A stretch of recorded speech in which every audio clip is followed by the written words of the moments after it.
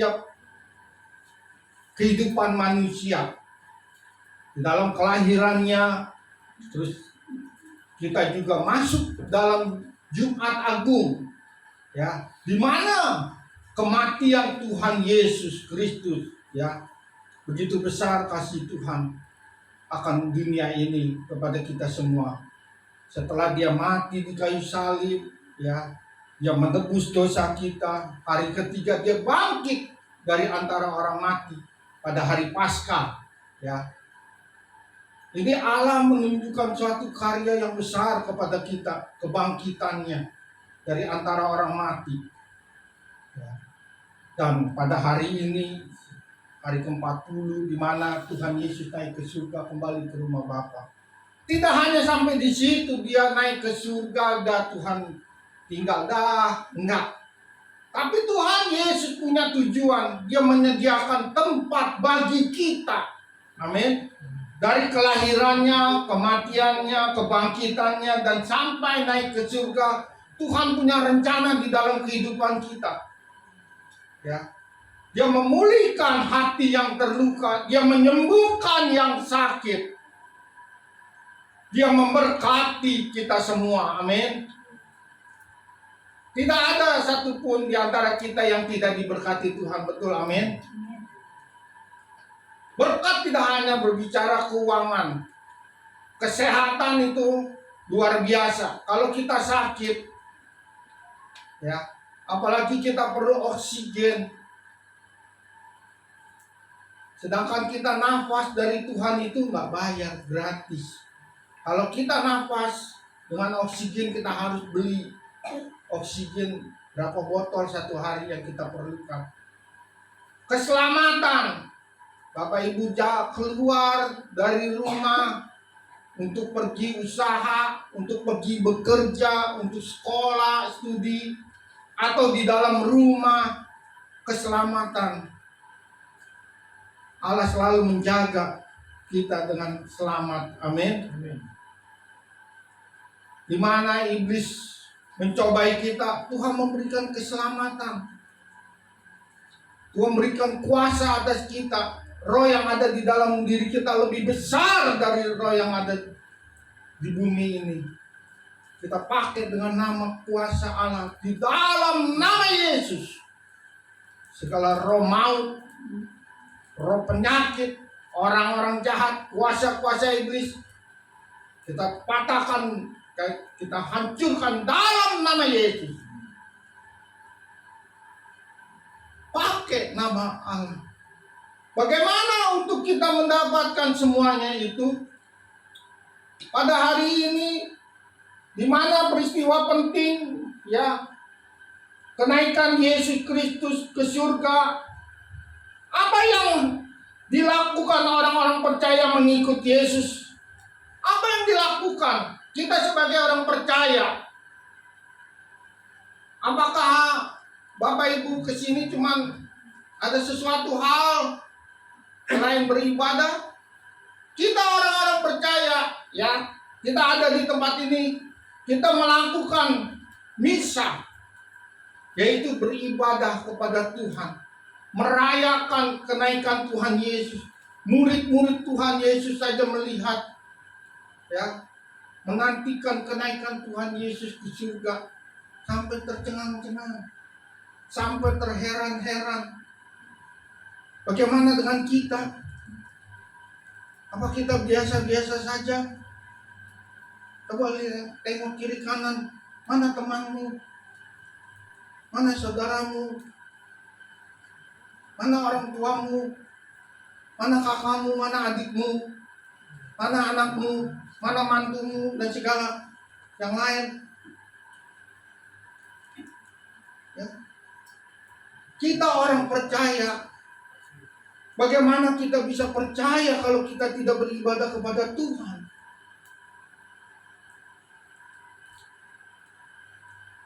Saya percaya, misalkan ada hambanya, Pak Kinsa, dia akan memberikan saya donat nanti pulang dari tempat ini. Saya percaya. Tapi saya tidak datang ke gereja beribadah, sedangkan donat adanya di gereja. Amin. Amin. Bisa percaya, bisa. Saya percaya kepada hambanya Pak Kim Siap akan memberi saya donat. Nanti saya ke gereja. Tapi saya tidak ke gereja, bagaimana saya bisa dapat? Amin. Ada satu langkah yang kita harus ambil. Harus ada gerakan yang kita lakukan untuk mendapatkan sesuatu. Kita tidak diam. Ya, Wilson bisa keluarkan. Di dalam firman Tuhan pada pagi hari ini, udah saja. Di tempat data biasa. Di dalam firman Tuhan di Yohanes 14 ayat 1 dikatakan, janganlah gelisah hatimu, percayalah kepada Allah, percayalah juga kepadaku.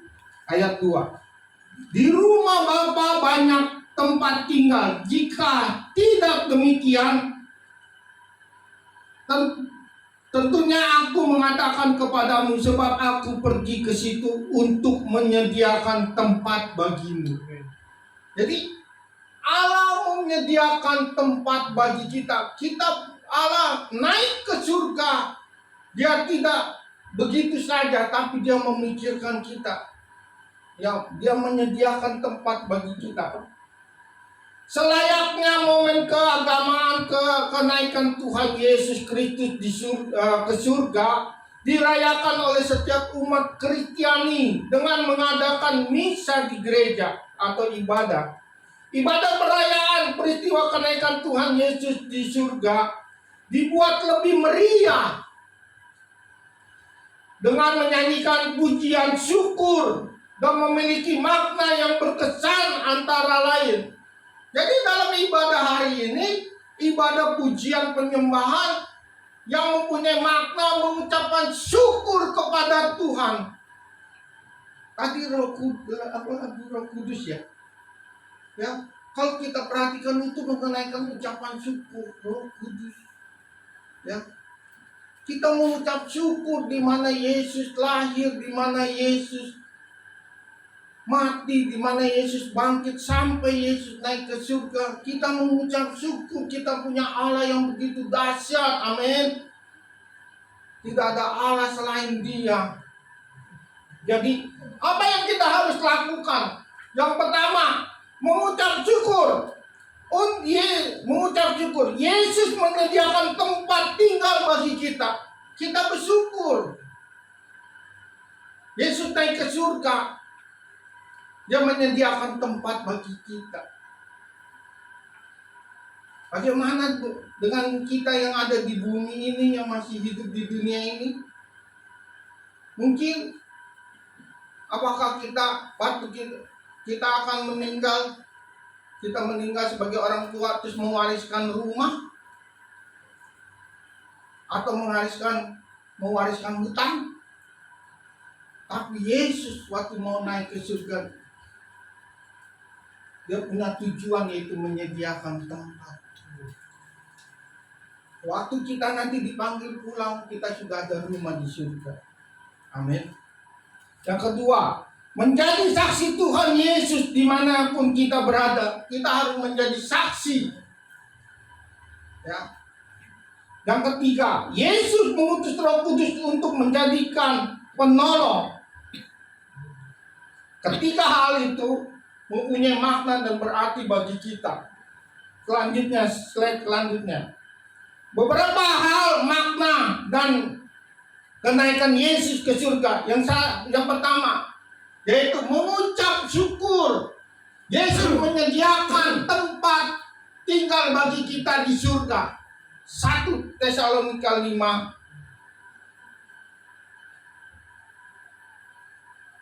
ayat 18, firman Tuhan berkata, mengucap syukurlah dalam segala hal, sebab itulah yang dikehendaki Allah di dalam Kristus Yesus bagi kamu. Amin. Jadi kita harus mengucap syukur di dalam segala hal, keadaan apapun di dalam kehidupan kita. Bagaimana bisa mengucap syukur syukur. Kalau kondisi saya masih sakit, belum sembuh, usaha saya, pekerjaan saya, rumah tangga saya.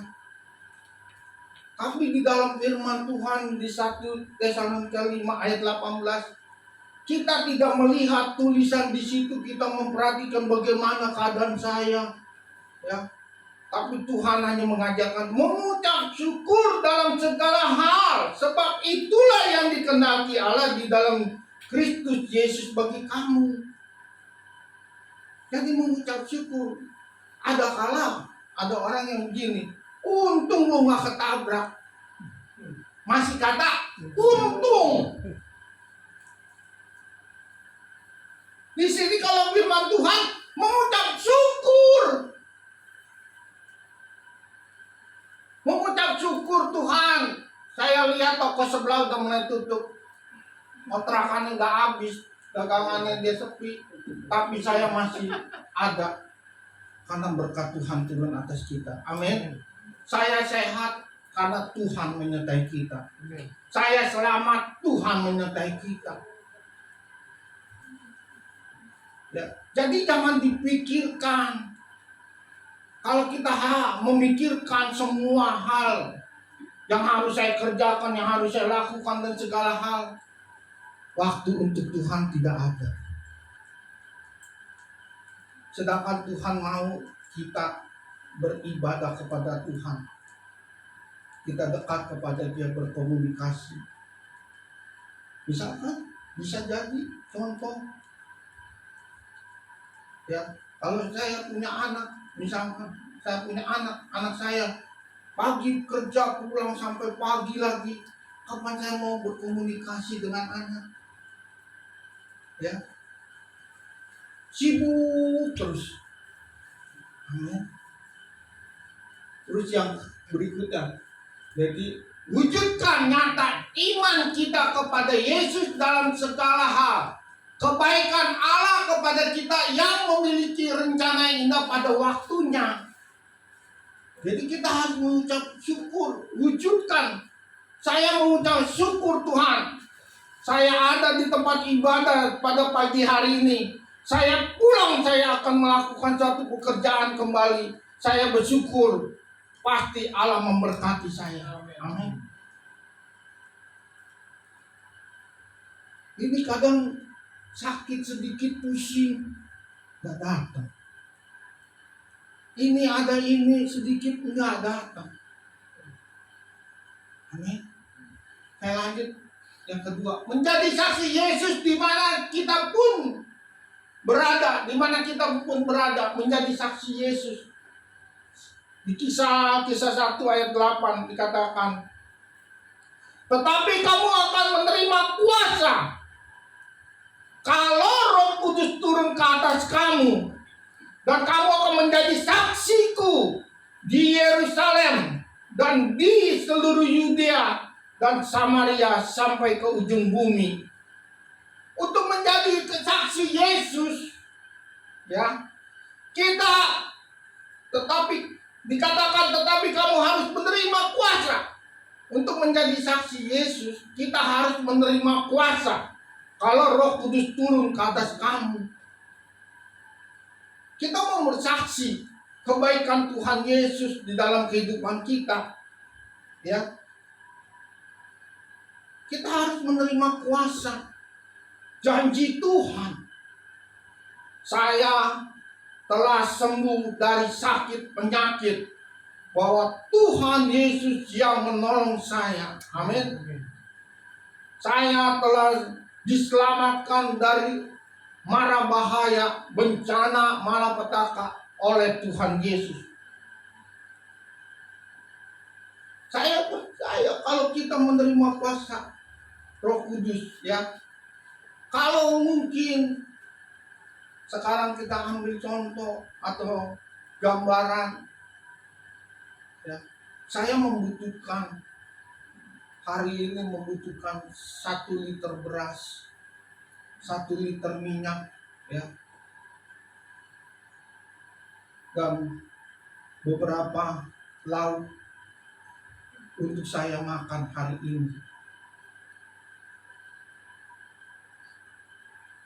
Kalau kita tidak ada kuasa dari Tuhan, kalau Roh Kudus tidak turun atas kita, apakah kita percaya kita akan mendapatkan itu? Percaya? Nggak mungkin. Saya nggak punya apa-apa, pakaian saya pun jelek, wajah saya kumal, apakah saya bisa dapatkan? Tetapi kalau kita ada Roh Kudus, ya, kita akan menjadi saksi. Dalam keadaan kondisi saya seperti ini, saya kumal, jelek, kotor, saya memerlukan 1 liter beras, 1 liter minyak, dan beberapa lauk untuk saya makan. Karena saya percaya, karena Roh Kudus ada di dalam kehidupan saya, di mana saya berjalan, berlutut, berdoa.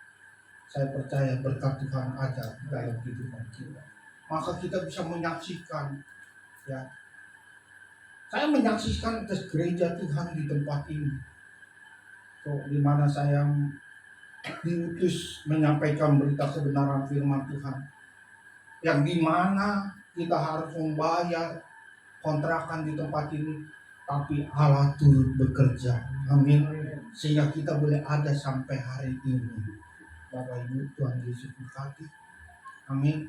Saya bersaksi, saya percaya Roh Kudus ada di dalam kehidupan.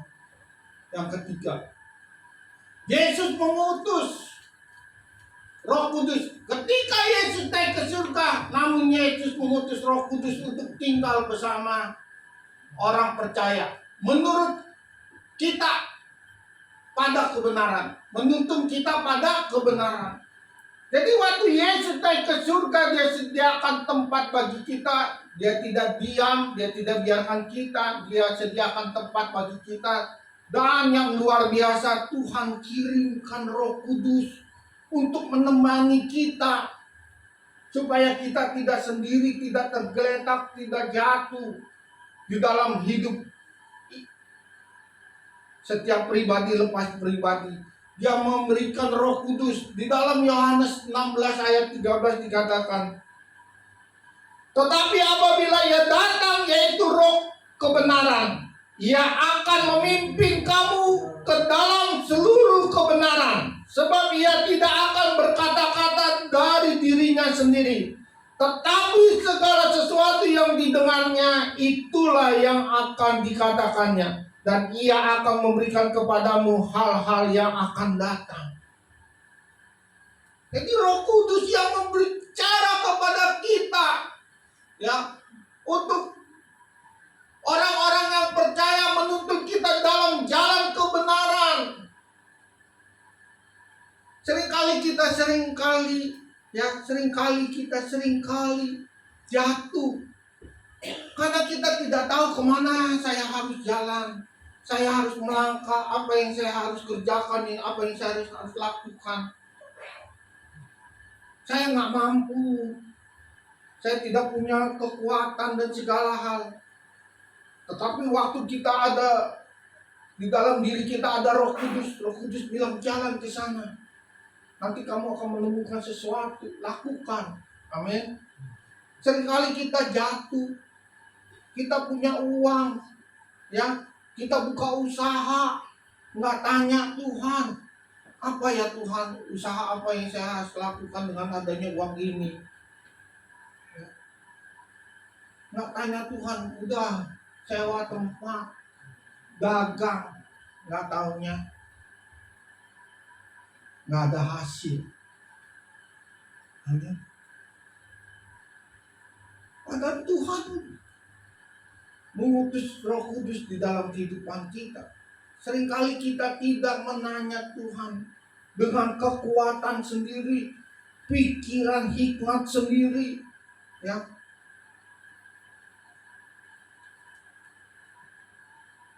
Dengan kemauan sendiri. Semuanya mau sendiri, nggak melibatkan Tuhan. Saya mampu, saya bisa, saya kuat, saya punya jabatan, saya punya kekayaan, dan saya punya segalanya. Saya mampu. Semuanya ada batasnya Bapak Ibu. Amin. Kita nggak tahu. Sekarang umur berapa kita? Umur kita ada 55 tahun. Kedepannya di atas 55, apakah kita masih kuat? Mungkin di bawah 55 kita masih kuat ngangkat galon aqua 2 kiri kanan. Ya, saya ingat waktu dulu tempat kita, kalau setiap minggu beli air sampai 10 galon. Ya, saya pilih pindah-pindah belinya. Karena kalau yang pas abang-abang yang nganternya itu tua, dia naik satu tangga nggak kuat. Waduh, saya ngeri juga. Akhirnya mau nggak mau saya ngangkat juga jadinya. Saya pindah lagi tempat yang muda. Wah, kuat, ini cepat dia. Amin. Sekarang coba Pak, hambanya Pakim suruh bawa 2 galon turun naik sini 2 kali aja. Nah, pasti bisa diukur. Amin. Yang berikutnya, belum listen, balik. Yang berikutnya yaitu menuntut kita di dalam ini dan menghibur kita dalam kesulitan. Ini Tuhan itu baik supaya kita tidak mengalami kesulitan, problema yang begitu kepanjangan. Dia mengirimkan Roh Kudus. Di dalam Yohanes 14 ayat 26 dikatakan,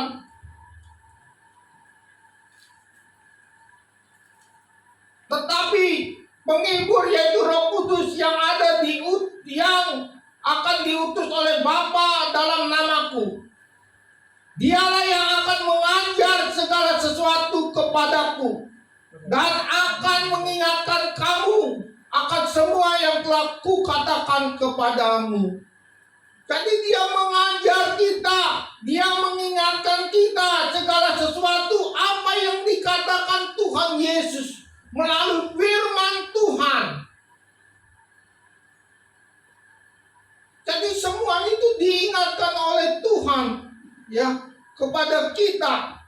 Apa yang Tuhan ajarkan, Tuhan ingatkan kita supaya kita tidak jatuh, tidak tergeletak dan meninggalkan Tuhan. Ya. Apa yang diajarkan?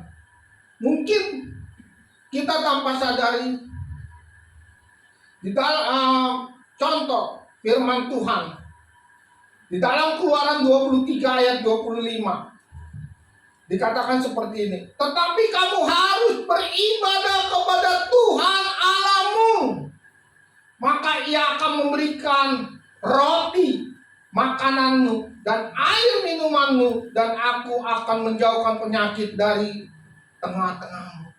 Ini yang diajarkan, yang diingatkan kepada Tuhan. Jadi kita harus beribadah. Kalau kita beribadah kepada Tuhan, kita berdoa, memuji, menyembah, mendengarkan firman Tuhan, membaca, merenungkan firman Tuhan, ada kekuatan ilahi yang turun di dalam kehidupan kita. Di mana ada masalah, ada badai, kita ada di atas perahu, terombang-ambing oleh gelombang, tetapi di situ, sewaktu kita pegang janji firman Tuhan, iya dan amin, maka kita tetap teguh, kita kuat. Karena ada pujian di tengah ombak. Kita naikkan pujian ini supaya kita kuat. Tuhan itu baik. Dia memberikan kita penghibur di dalam kesulitan. Sewaktu kita ada di atas perahu, di dalam perahu, di tengah ombak harus pencobaan,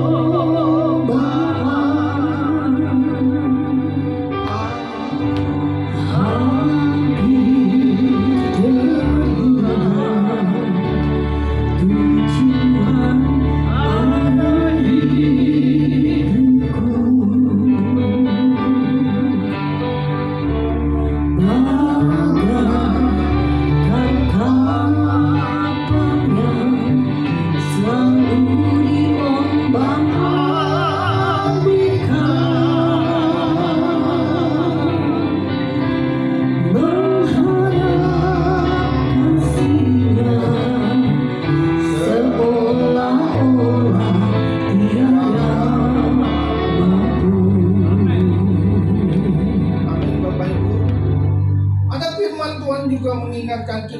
dalam 1 Timotius 4 ayat 8. Latihan badani terbatas gunanya. Ya.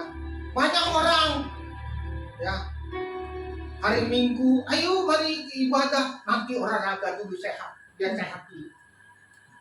Saya udah biasa olahraga dari hari Senin, Selasa, Rabu, Kamis, Jumat, Sabtu, Minggu saya latihan. Nanti ibadah sore aja. Pas siangnya ada ditelepon temannya. Wan, kemana lu Wan? Di rumah aja. Ayo kita jangan nih, ini ngumpul lo sama teman-teman. Ayo deh. Siang ibadah kedua udah lewat. Sore ibadah ketiga masih ya. Yuk, ayo deh, gue pulang dulu ya, gue mau ibadah. Macet di jalan. Nggak sempet, udah lewat. Besok aja minggu depan ibadah. Latihan ibadah terbatas gunanya. Ya, badan kita sehat dan ini kalau kerohanian kita tidak bertumbuh, tetap kita akan lain. Ya. Tetapi ibadah itu berguna dalam segala hal karena mengandung janji. Ibadah itu mengandung janji, baik untuk hidup ini maupun untuk hidup yang akan datang.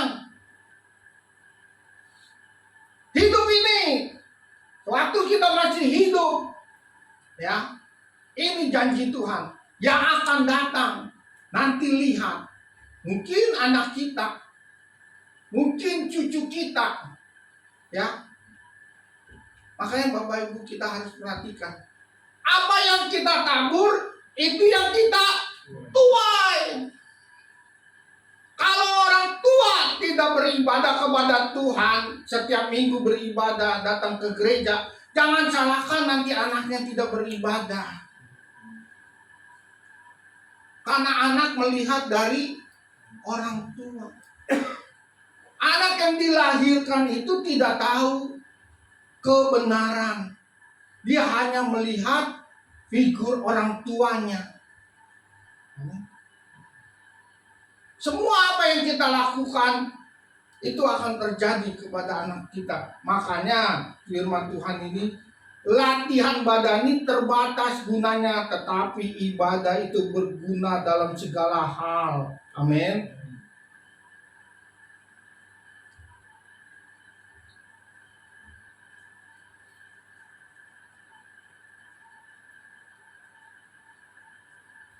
Mari Bapak Ibu yang dikasihi oleh Tuhan Yesus Kristus. Ya. Firman Tuhan ini memberikan kekuatan bagi kita. Saya yakin dan percaya, sewaktu Bapak Ibu datang ke tempat ini, apa yang terjadi di dalam hati dan pikiran Bapak Ibu? Saya merasakan waktu tadi pujian penyembahan, saya merasakan ada jamahan Tuhan untuk saya. Dan saya yakin, saya berdoa juga untuk Tuhan jamah kita semua. Ya, karena ibadah itu mengandung janji. Ya, di dalam 2 Timotius 3 ayat 16 firman Tuhan dikatakan seperti ini. Segala tulisan yang diilhamkan Allah memang bermanfaat untuk mengajar. Ini firman Tuhan yang diilhamkan itu semuanya untuk mengajar, untuk menyatakan kesalahan, untuk memperbaiki kelakuan, dan untuk mendidik orang dalam kebenaran. Firman Tuhan. Jadi waktu Tuhan naik ke surga, Dia memberikan Roh Kudus, ya, untuk kita, kepada orang yang percaya, menuntun kita dalam jalan kebenaran dan menghibur kita dalam kesulitan. Seringkali kita salah bersandar. Permasalahan yang kita anggap besar, ada permasalahan yang tidak besar. Yang membuat besar kita sendiri, karena kita tidak percaya kepada Tuhan. Kita tidak bersandar kepada Tuhan. Seringkali kita salah bersandar. Firman Tuhan mengajar ini. Ya, mengajar di dalam 2 Timotius 3 ayat 16. Ya, firman Tuhan bermanfaat untuk mengajar, untuk menyatakan kesalahan, untuk memperbaiki kelakuan, dan untuk mendidik orang dalam kebenaran. Yang merokok misalkan, ya, ayo mari jangan merokok. Nggak ada tuh di bawah dari pintu masuk sampai lantai 3 dilarang merokok. Betul, di tempat ini nggak ada kan tulisan. Yang ada di pom bensin, Pak.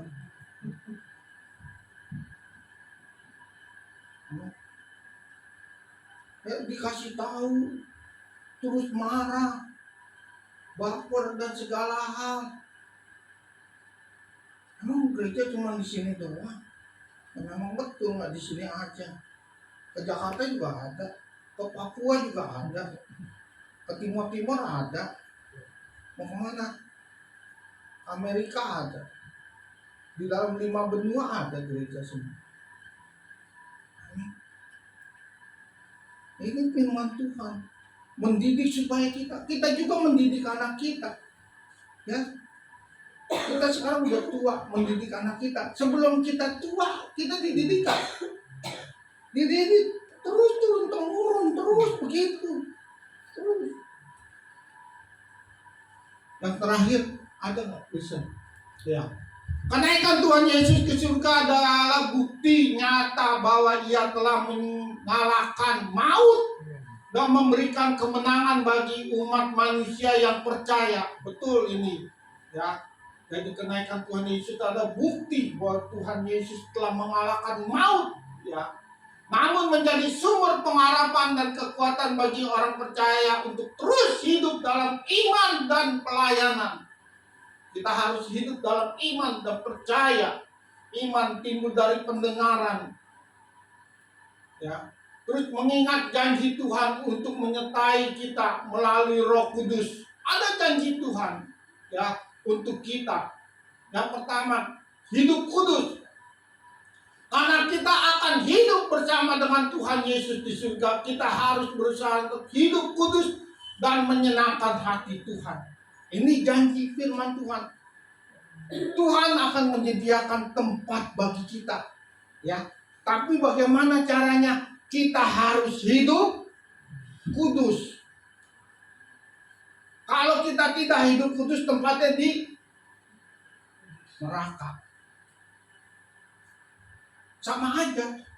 Gini, hambanya Pak Kim, ya, saya berikan rumah 50M megah, ya.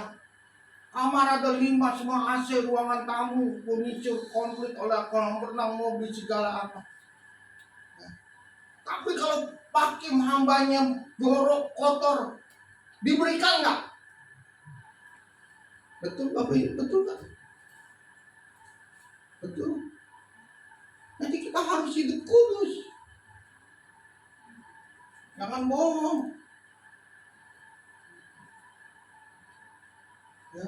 Yang kedua, berjaga-jaga. Kita harus selalu siap sedia untuk menyambut kedatangan Tuhan Yesus. Kita harus berjaga-jaga. Seperti gadis 5 bijaksana yang membawa pelita dan membawa minyak. Kita tidak tahu kapan Tuhan Yesus datang. Gadis bijaksana ini tidak tahu kapan Tuhan Yesus datang. Dia membawa pelita dan minyak. Kalau gadis yang tidak bijaksana, yang bodoh, dia membawa pelita tapi tidak bawa minyak. Nanti aja beli di warung si Akong, ada minyaknya. Nggak tahu si warung si Akong tutup. Coba kami yang bawa, minta deh minyaknya, enggak dulu.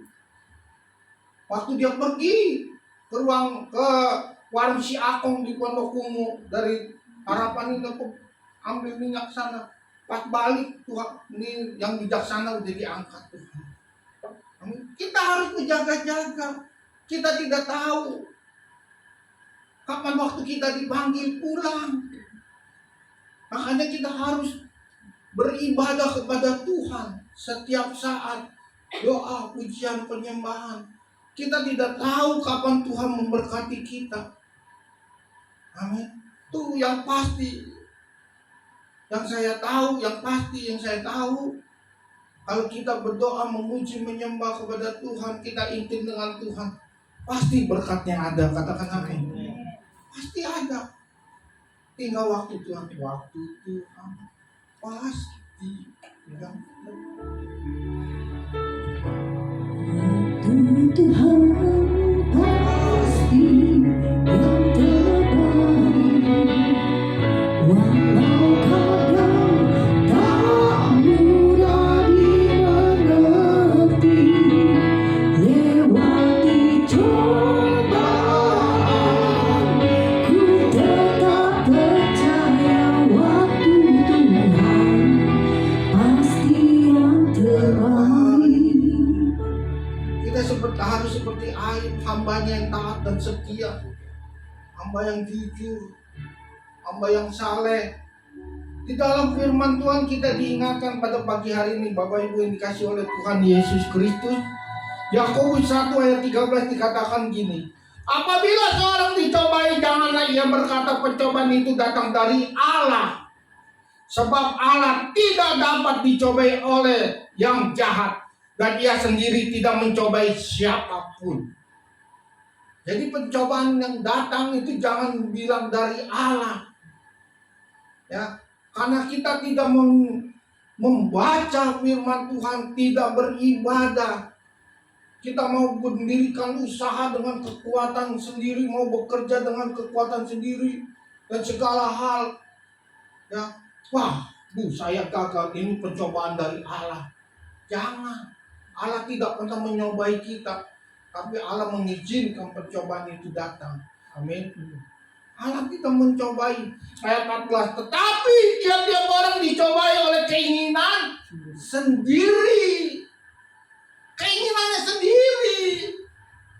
Udah, kalau gitu mendingan saya usaha aja lah, daripada saya kerja banting tulang. Saya usaha, saya buka usaha, saya kerja serabutan, yang penting menghasilkan.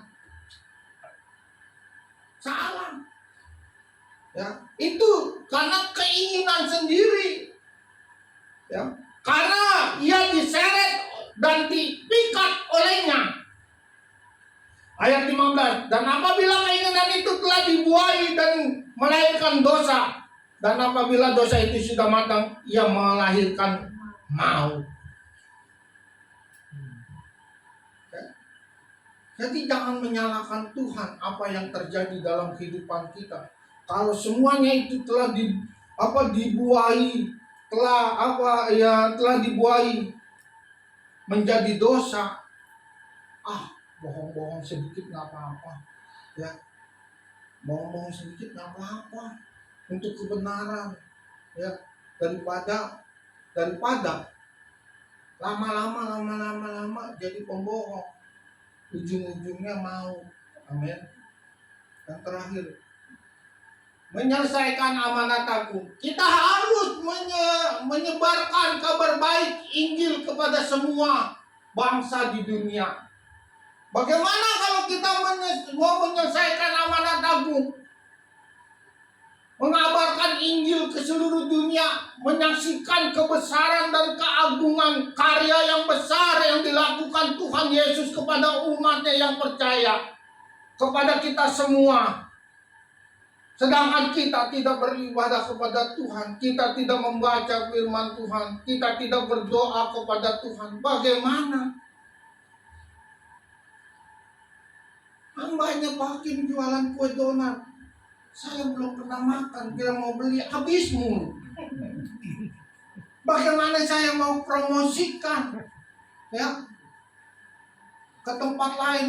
Kuenya enak nih, enak. Pas nggak tahu, pas dirasa, aduh, ada pahitnya, ada atau segala, donatnya agak kenyal-kenyal, ya, mungkin pakai lem kali bikinnya. Kan kita tahu, kita harus menyobai dulu. Kita tahu rasanya, baru kita sampaikan. Amin. Begitu juga kayak kemarin waktu saya jual dodol. Ya, Mas Ardi kasih 22 dodol, ya, dikasih ke saya jualin. Tapi saya udah pernah makan, Mas Ardi belum makan ya kayaknya. Saya tuh pernah makan nyobain enak. Saya bilang enak tuh. Dodol itu sampai ke New Zealand yang beli. Amin.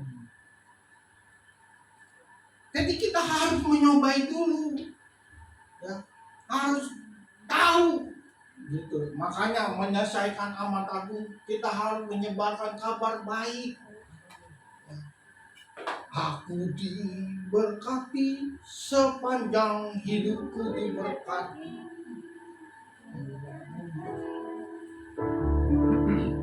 Aku diberkati sepanjang hidupku diberkati. Bila bangun pagi hari, siang berganti malam, aku diberkati. Jadi sepanjang hari kita diberkati Tuhan. Haleluya. Amin. Kita bersaksi. Saya diberkati Tuhan. Amin. Dengan cara Tuhan. Tuhan Yesus memberkati. Ada lagi Wesan. Selamat merayakan kenaikan Isa Al-Masih. Tuhan Yesus memberkati. Haleluya. Mari kita bangkit berdiri. Ku buka